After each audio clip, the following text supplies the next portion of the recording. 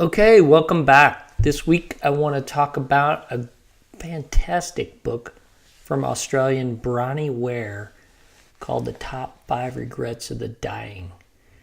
Bronnie, for a while in her life, was caring for people on their deathbed, and most of these people were slowly dying and had time to reflect on their lives. And as she got to know them in their final weeks and months, they shared with her some of the things that they would have done in their lives. Bronnie then went on to distill all these things she learned from her patients down to what she called the top five regrets of the dying. Some of the people she worked with had time to correct their errors and regrets, and some didn't. So instead of focusing on things we wish we would have done, I'm going to turn it around in this post, and I'm going to take these wishes of the dying and turn them into positive statements of action for you. So let's get started. Number 1, choose time for fun and relationships along with your vocation. So a lot of us work too darn hard and don't take time for our families, our friends, and relationships, which are really the most important things in lives. We kind of all know this, but we do get caught up in our day-to-day. I'll tell you a couple stories about a couple of friends of mine who passed away working too hard and had dreams of doing other things. One was a gentleman who had bought this beautiful boat and was ready to sail around the world. And I went sailing with him one weekend. We sailed offshore of California, got to spend all day Saturday and Sunday sailing together, and of course plenty of time for conversation. And when I asked him, well, why wasn't he already sailing around the world? Because he certainly had the vehicle to do it.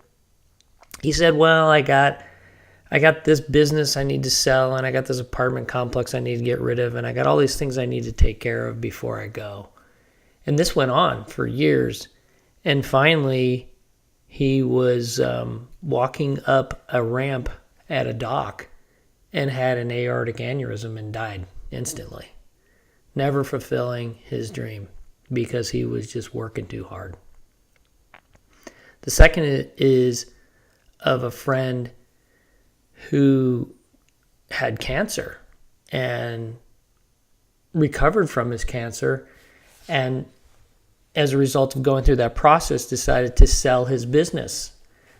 And while his cancer was in remission, he agreed in the sale of his business that he would be available for 5 years after the sale of his business so that he could take care of anything that came up.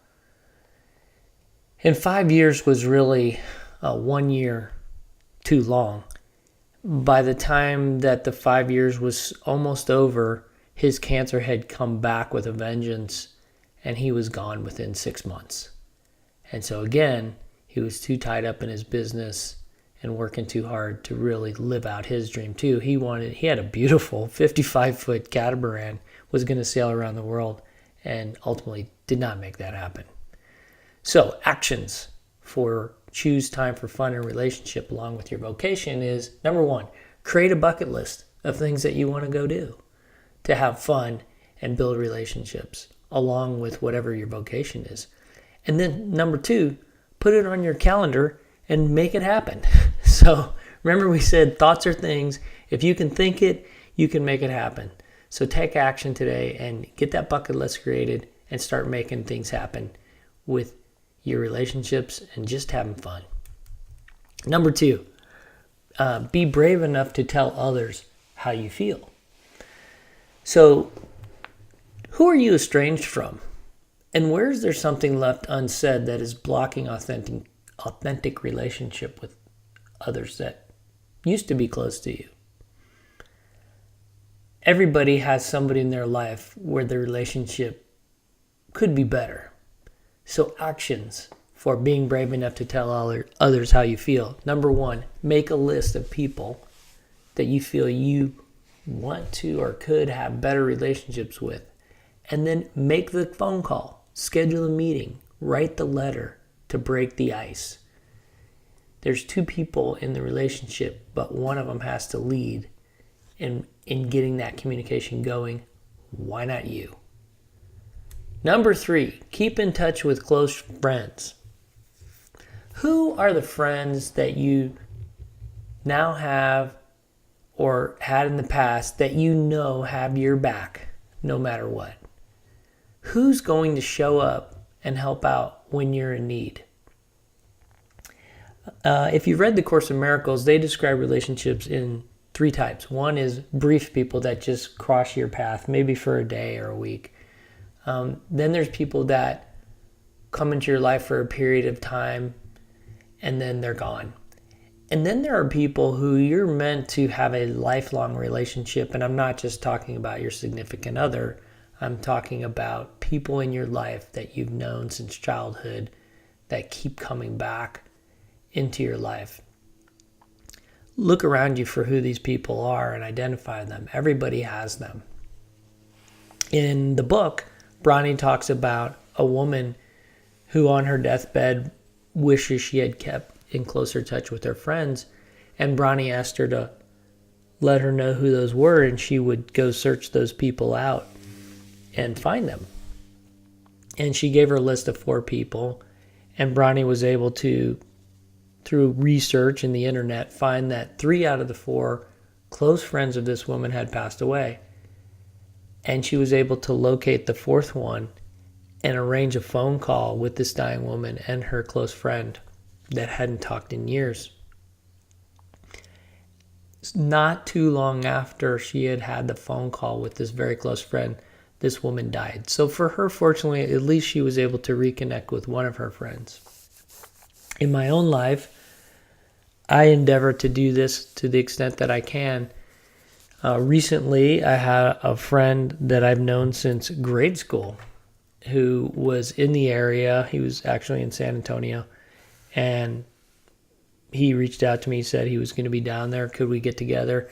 And we met halfway in between Austin and San Antonio and had dinner together, and it was great. We got to catch up.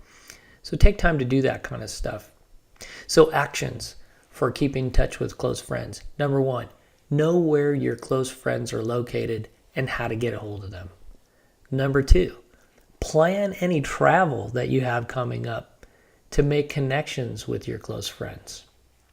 And number 3, invite your close friends to your place for a vacation in your neck of the woods. All right, number 4, choose happiness.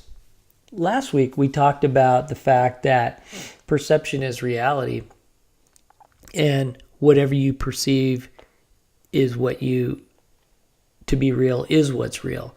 So this is related in that happiness is a choice. And our natural state is happiness. And the best people to teach us how to be happy really are children.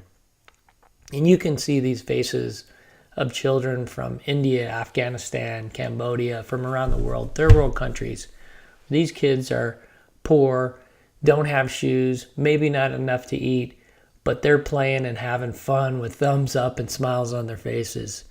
So look to children to teach you how to play and have fun and be happy. Actions for choosing happiness. Number 1, take an inventory of where you sense you're unhappy with your life circumstances and yourself. Choose to be grateful for everything that your life to date has taught you and for the person that you've become, because everything that you've experienced has been for a reason. And number 3, choose to be happy. All right, number 5, of course, live your soul purpose. And that's what this blog is really all about.